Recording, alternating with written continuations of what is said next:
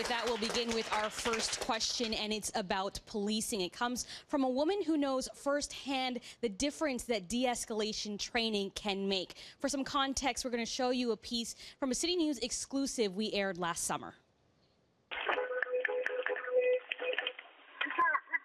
The 911 call just moments before Michael McIsaac is shot in Ajax in December of 2013. Joanne plays it from her computer in a basement that's crammed with boxes of independent investigations her family has paid for. We hired a forensic scientist here in Mississauga to analyze all the audio recordings that we had. We've hired 2 investigators. Wynne McIsaac is highly critical of the SIU investigation that cleared Durham police in her brother's death. She has more than a handful of times met with the judge who will later this week release recommendations on the first major overhaul of the SIU in more than 2 decades. I'm optimistic he's going to suggest a lot of change, but do I think it's going to happen? No. And Joanne is here with us this evening. Joanne, today is actually a bittersweet date for you. Yes, today is Michael's 52nd birthday. So what is your question to the leaders? Recently, the province passed a bill that was intended to address long-standing policing issues. That bill includes nothing about de-escalation training for police that would prevent what happened to my brother from happening again.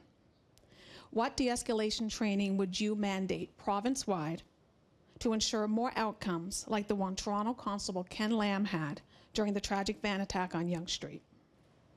And your first answer will go to Ms. Horwath. Your 45 seconds starts now. First of all, Joanne, I have to say that it was heartbreaking to see what happened to your brother Michael, and I'm sorry that today, of all days, is your brother's birthday, but it does give us a good opportunity to talk about what's missing and what went right in the horrific aftermath of the van attack. Look, there's no doubt that de-escalation training needs to happen with every single officer across all police forces across the province. And right now, apparently, it's quite different. Depending on where you're from and what community you're serving, you can have 3 minutes of training, or you can have 3 hours of training, or more than that.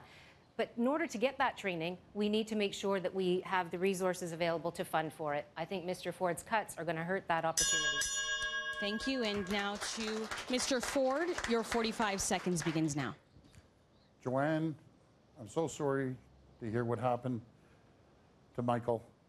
I can assure you we will put the proper training in for de-escalation. We will focus on every single police services across this province to make sure we take appropriate actions when it comes to de-escalation. Thank you. And Ms. Wynne, your 45 seconds starts now. Thank you. It's very important that everyone in this province feels safe in the community, and I want to just reinforce what you said, Joanne, about the horrific incident with the van attack and Constable Ken Lamb and how well he was able to deal with that horrific situation. The fact is that there is training mandated across the province. If it is uneven, we need to deal with that, but the province has put funding in place to support that training, and I believe that there is more that needs to be done, particularly in making sure that small police forces and police forces in every part of the province have the resources that they need, and we will work on that to add to what has already been mandated and is in place. All right. We are going to begin the clock now. We have 3 minutes for open debate. I want to say one thing specifically, and that is it has been 15 years. These incidents are not new. The tragedy of Michael's death is not the first in our province, nor has it been the last. And so we've seen a government that has not taken up the appropriate measures. And that's worrisome, because after 15 years, we would think that we would have consistency in place and proper funding in place to make sure that that training is happening. But instead, the bill that you're talking about, which I'm very worried about, Joanne, actually opens the door to privatization in our police forces. And so we have to be a little bit worried about not only what that bill does in terms of privatization of existing policing, but also about Mr. Ford's plans for privatization. The last thing we need is less accountability. The last thing we need is less opportunity to make a difference in people's lives. What the bill is about is making sure that there is adequate oversight, that there is the ability for police officers to do their job and do the job that they are trained to do, and that they they have the training to do that. That's what the legislation is about. You know, I know that ideologically you are going to want to talk about privatization of everything. We are not privatizing policing. We are not opening the door for municipalities we are not privatizing policing. What we're saying to municipalities is, let's make sure that police officers have the training that they need to do the job that they are trained to do. That's what we're saying. And we have put in place funding to actually support that training. If we have accountability issues already, which this bill purports to address, and we supported that bill, you know that we did. We had some concerns about it, though. Concerns about privatization, concerns about impacts on the police force. And we have to be honest about the fact that privatization of policing will remove the opportunity for oversight. But then why is it in the bill?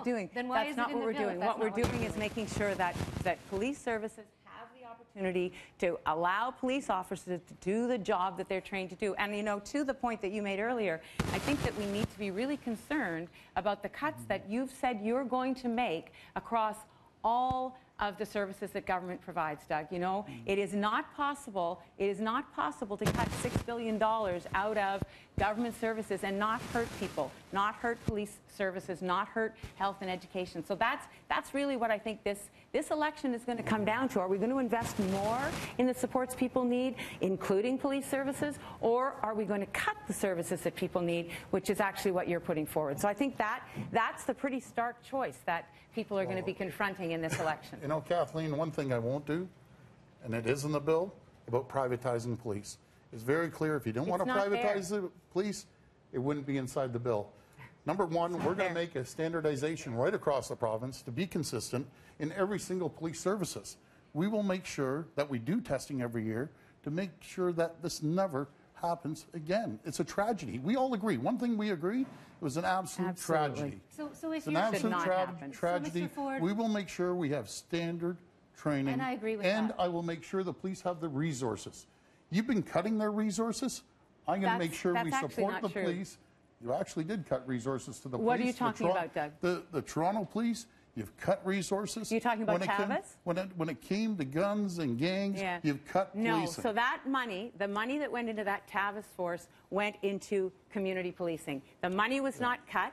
It was redirected into community policing. So you should know that, Doug. No, you should know that that money was not cut. We're going to focus. If you said you're going to make cuts across every ministry, you're going to leave no stone unturned. What are you going to cut in the corrections ministry and in the community safety ministry? There's I think you need to be Let him upfront answer, with please. people about exactly what it is that you're going to cut. You have to be honest about it. Well, there's two things that my friends have never done. They have never, ever looked at efficiencies in their entire life. We have seen waste. We have seen scandal. We have seen mismanagement of your hard-earned tax dollars. We're the most indebted region in the entire world, the largest subnational debt, $364 billion, because you have mismanaged the taxpayers' money. You believe in one thing. You believe, Kathleen, is tax, tax, tax. No. Spend, spend, spend. You know what? And you don't comprehend I'm sorry, what a dollar is worth for the taxpayers' money. We can come back to it at another time. Right now, we're going to move forward to our next question. And our next question, it's another hot button policing issue, one that many communities say has plagued them for decades. Just because I have headphones on, my hat's low, I deserve to be carded, that makes no sense. I don't think that just from looking at somebody walking and their race that you should just say, hey, let's stop him because he looks like a criminal. You're chilling outside of school, waiting for your friend to pick you up. And out of nowhere, a cop walks up to you and asks, let's see some ID, but you left your ID at home. What do you do? Well, there's an app for everything, and now we also have an app to fight back against carding. And joining me now is Christian Levine from Brampton. You are the app creator. That is correct. So what made you come up with this idea? Well, you know, I finished law school, and I was doing a lot of legal rights workshops, and I realized I need to create something tangible to give to workshop participants, or even those who couldn't come out and be part of the workshops themselves.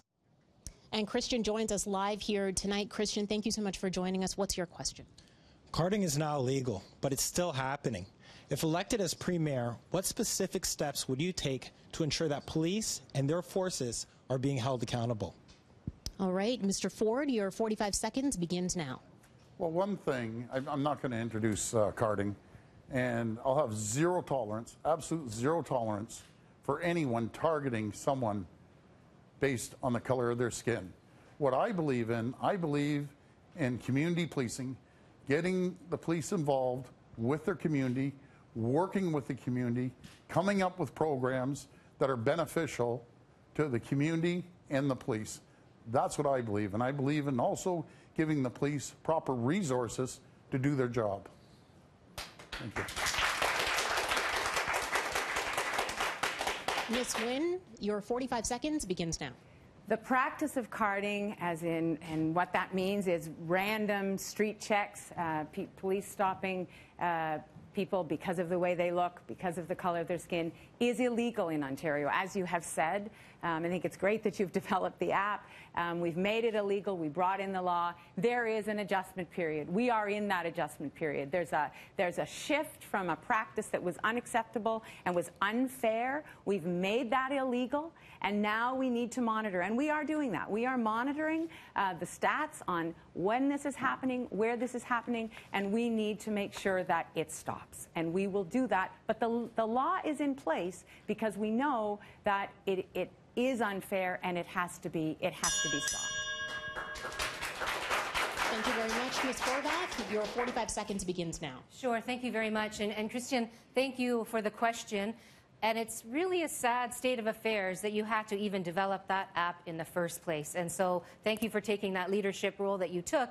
But it really does speak to the way that too many young people are treated, in their own communities, in their own neighborhoods. I mean, we have an overrepresentation of black youth in the criminal justice system. We have an overrepresentation of black children in the child welfare system. These are the results of 15 years of Liberal government. There should be no carding. There should be no loopholes to allow carding by another name. Carding should be banned in Ontario. New Democrats have been clear about that, and I will restate it now. Banning will not exist, carding will not exist under the NDP. Thank you. And now our 3 minutes debate begins. So the fact is that carding has been banned, and to suggest that this is a practice that's just started over a decade ago is just unrealistic. The reality is that many jurisdictions, including Ontario, have grappled with what is a manifestation of systemic racism. I mean, that's the reality. When someone is stopped because of their skin color or the way they look, that is systemic racism at work. And that's not to blame any one person or group. That's the reality that we deal with. We have brought in a law that bans carding. We have brought in a law that says, police officers have to be trained and understand how to change that behavior. That's the period that we're in right now. We're monitoring this. I know that it's still happening in some places. I know that we have to be vigilant and make sure that police officers have the training that will help them change that behavior that is ingrained in them and may have been used for many, many years. The other reality is there's no other jurisdiction that has fixed this. We are actually in the cutting edge in terms of having that legislation in place. But it has lasted a very, very long time. And in fact, I'm proud of the work, the carding in Ontario. A long time. The problem that we've had in Ontario, though, is that it hadn't been addressed in many, many years. And in fact, it was the guy who's now the leader of the federal NDP who took up the banner in partnership with community voices to force the government to pay attention to this issue. And we're proud of that work because you have to name it. When you see racism, you have to name it and then take responsibility to act. And for years and years, that action didn't happen. But we started naming it. We were working very hard with community to get the government's attention to say something has to be done. And I'm happy that something has been done, but we certainly know that the young people in the province, the ones I talk to anyways, tell me that they're still worried. They're still worried about not showing their ID when asked because they don't know then if the next time that officer happens to be in the neighborhood, they're going to be watched more carefully than everybody else. And Andrea, I agree with you. That is an ingrained problem that you're right needs to be tackled. And let's just the NDP started something. The Tories wiped out, the Conservatives before us wiped out any any rules around equity, took the word equity out of the education system, changed all the rules about how we would deal with racism in this province. Years to put it back in place. No, it actually didn't. You know what? When I was Minister of Education in 2006, we reintroduced equity into the education curriculum. We reintroduced students to court. You were taking families to court over autism. That's just not true. Yes, that's not true. We reintroduced the concept of equity and fair treatment in schools, and we brought back the anti-racism. And that's time. That is absolutely not true. I'm sorry. Our 3 minutes are up. Excuse me, Ms. Horwath. Over access to special education. Our 3 minutes is up. Now it is time for our first leader-to-leader question. The topic matter is their choice as to who they direct it to. By draw, Andrea Horwath, you are first. Thanks very much, Cynthia. My question is for you, Mr. Ford. You've talked very proudly about how you will leave no stone unturned in your quest to privatize everything possible across all ministries, and that you are going to cut the minimum of $6 billion out of public services. I'd like to know, what are you going to privatize in our healthcare system? Is it going to be, dialysis, for example? And exactly how many hospitals are you going to close? How many nurses are going to be laid off because of your cuts? Well, first of all, I don't 45 seconds starting now. Okay, Andrea, I appreciate your question there, but I don't believe, that's not my vocabulary. I believe in driving efficiencies, respecting the taxpayers. Unlike my two opponents here, they've never found savings in the government. You truly believe the government under Kathleen Wynne is really efficient, I guess. Do you agree that's very efficient? I've never said Do you believe that, my friends at home, do you believe there's 4 cents on the dollar for every dollar the government wastes? So I guess, Andrea, you truly believe there's no efficiency to be had. None. I believe there's a better way at delivering services, more efficient way at delivering services. The difference between myself and my two opponents, they've never found a penny of savings. And we that's found time? over $1 billion of savings for the taxpayers.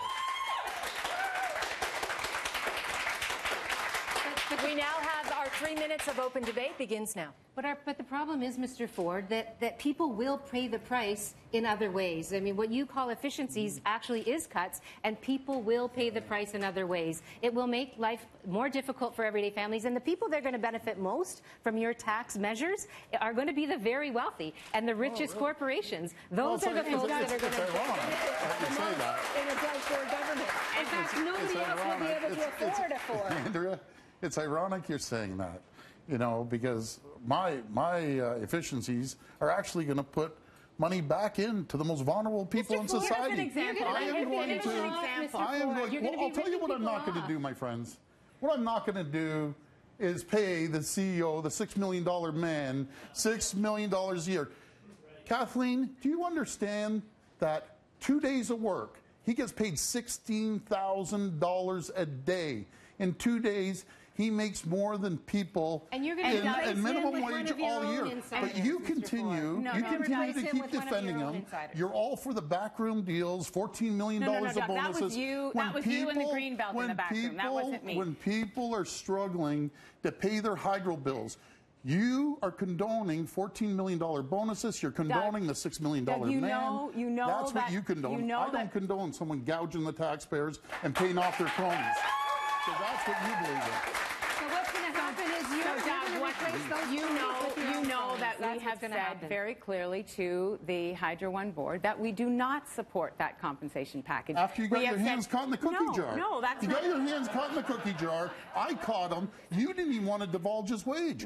Matter of fact, did you know about the backroom deal about doubling his compensation? Doug, are you talking to me about backroom deals? You're talking about you and the developers in the back room about the green belt? And well, these two hydro bills are going through the roof while these two argue that. Let's talk about the green belt. Let's talk about the green belt, my friends.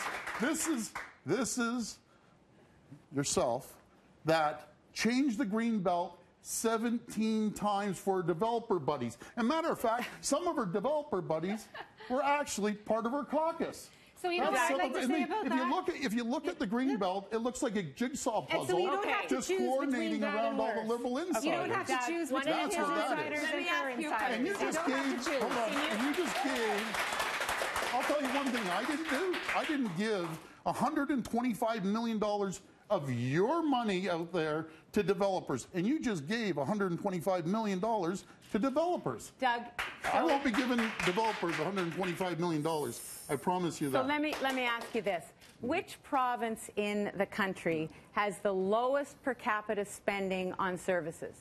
Which province in the country has the most efficient government in terms of per capita spending on services? I can tell you one thing. That's Ontario, it's sure not Ontario. It is. It's not Ontario. It is Ontario. Well, it is Ontario. And that's time. And if I may say, and that's time. Kathleen, you obviously don't understand numbers. Mr. Ford, Ms. Wynne, that is time. This is the problem with Ontario right now, folks. You don't understand. This is the problem. You don't understand how healthcare works. You don't understand how education works. And that's time. One thing, when I'm premier, I won't be cooking the books like you have. You were cooking the books. You were hiding the books from the Auditor General. Mr. Ford, Ms. Wynne, you were cooking the books. It's very clear. Our 3 minutes and I'll tell you are one thing. I won't be making backroom deals like you make.